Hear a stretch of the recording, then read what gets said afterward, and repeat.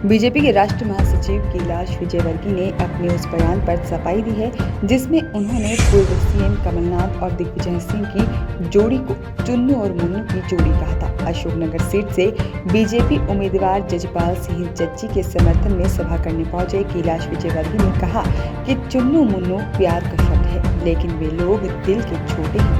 इससे पहले उन्होंने इंदौर में सावेर सीट से बीजेपी उम्मीदवार तुलसी सिलावट के पक्ष में एक सभा को संबोधित करते हुए वक्त दिग्विजय कमलनाथ की जोड़ी को चुन्नू और मुन्नू बताया था। अशोकनगर में कैलाश विजयवर्गीय ने आमजन को संबोधित करते हुए कहा कि मैं बहुत लंबे समय से राजनीति कर रहा हूं। अभी तक राजनीति में नेताओं के भाषणों में मर्यादाओं को ध्यान में रखा जाता था, लेकिन कमलनाथ के आने के बाद उन्होंने मुख्यमंत्री जैसे पद को अशोभनीय शब्दों से संबोधित किया है, जो गलत है। खट से सिंधिया जी अपने साथियों जज्जी सहित सड़क पे उतरे।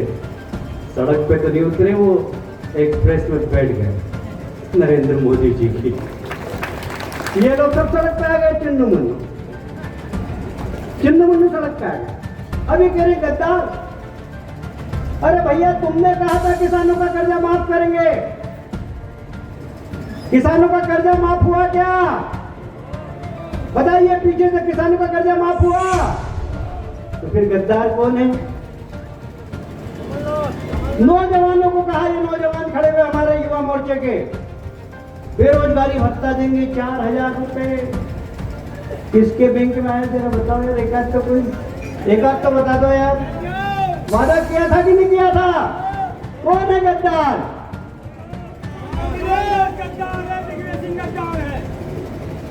भैया गद्दार कहने वाले चुन्नू मुन्नू पहले अपने ग्रेबा में धाको।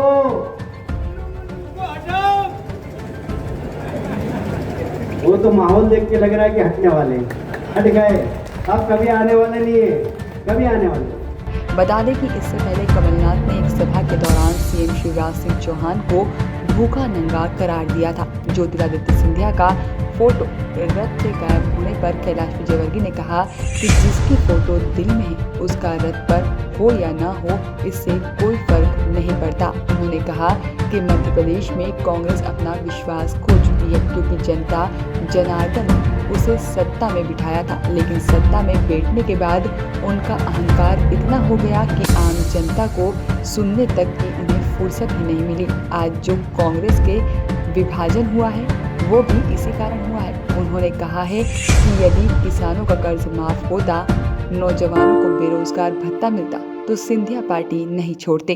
सकते उन्हें अधिकार करने का, जब वो इतने हल्के शब्दों में बोल सकते हैं, ये भी कह सकते हैं, बड़ी सामान्य बात है। फ्रस्ट्रेशन में आदमी कुछ भी बोल देता है। उनके द्वारा टाइगर और भीगन वाली जो बात की जा रही थी, तो कांग्रेस बोल रही है कि 10 तारीख को रिजल्ट में एक सिंधिया जी भीगी बिल्ली बन जाएंगे। पता लग जाएगा ना। नहीं कितने बार बोले बेटा, सब सामने आ रहे हैं। सर, सिंधिया जी के आने से भाजपा मजबूत होगी क्या? 100%। सर, सचिन और प्रियंका गांधी, राहुल गांधी मध्य प्रदेश में आएंगे, तो इससे चुनाव में कितना फर्क पड़ेगा? कोई फर्क नहीं पड़ेगा। देखिए, कांग्रेस एक बहुत छोटा सा शब्द है विश्वास, पर बहुत मायने रखता है। इसका अर्थ बहुत बड़ा है। कांग्रेस मध्य प्रदेश में विश्वास खो चुकी है, क्योंकि लोगों ने कांग्रेस को सत्ता में बिठाया था, और सत्ता में बैठने के बाद वो इतने अहंकारी हो गए कि आम जनता की समस्याओं के बारे में उनको फुर्सत ही नहीं मिली। और ये जो विभाजन भी कांग्रेस में हुआ, वो इसीलिए हुआ। यदि शायद यदि किसानों का कर्जा माफ़ हो जाता, बेरोजगार नौजवानों को भत्ता मिल जाता, सिंधिया जी क्यों छोड़ते कांग्रेस? भाई साहब, कैलाश विजयवर्गीय जी को बंगाल का टाइगर कहा जाने लगा है, तो क्या बंगाल में कैलाश टाइगर का राज जाने वाला है क्या? देखिए, वहाँ भारतीय जनता पार्टी की सरकार आने वाली है, और जैसी सरकार आएगी मैं वापस मध्य प्रदेश आ जाऊँगा। अच्छा, कोविड को लेकर जो है केंद्र चुनाव आयोग ने दोनों दलों पर, सभी दलों पर जो आपत्ति की है कि आप भीड़ जुटाने में जो है चीज़ों को और नियमों का पालन नहीं कर रहे। कितना जो है आप उन चीज़ों को मानते हैं? नहीं, हम तो मानते हैं। और देखिए, मैंने मास्क भी लगा रखा था, आपसे चर्चा करने के लिए मैंने मास्क हटाया है। कुछ प्रोटोकॉल है जिसका सबको पालन करना चाहिए, जितना बनता है सब लोग कर रहे हैं, क्योंकि ये अपने खुद की सुरक्षा के लिए नहीं हो पा रहा पालन। अब देखिए, उल्लंघन तो आप लोग भी कर रहे हैं, सब चिपक के खड़े हुए। कमलनाथ जी ने बोला था अभी कि 28 सीटों पर जीतेंगे हम। भाई साहब, इसका पोस्टर न्यूज़ के लिए अशोकनगर से भारतेंदु सिंह बेस की रिपोर्ट।